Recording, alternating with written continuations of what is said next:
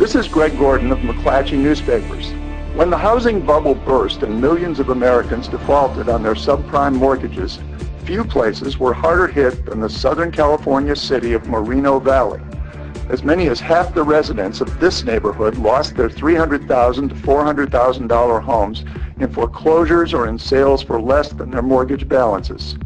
It's no longer a secret that Wall Street made a big contribution to millions of loan defaults that crashed the U.S. and global economies. Big investment banks created a $2 trillion market for risky mortgages, converted them to high-yield bonds, and then sold them off for handsome fees. What's puzzled many, though, is how the blue-chip firm headquartered at 85 Broad Street in Manhattan, Goldman Sachs, got so involved in the market for risky loans. Goldman was far from the biggest player, but it sold more than $135 billion in bonds backed by risky mortgages. Goldman and other Wall Street firms contracted with risk analysts, including Californians Irma Anninger and Melissa Toy, to review thousands of subprime mortgage files. Anninger said she was stunned as she saw from loan applications how much credit standards had deteriorated from 2004 through 2006. A gardener making $10,000 a month, a checker at Walmart making $5,000 a month.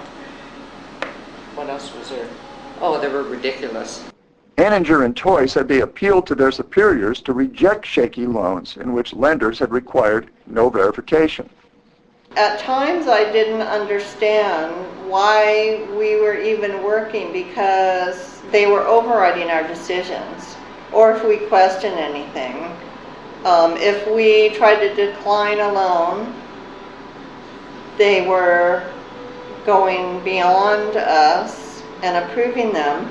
The whole thing didn't make any sense to me.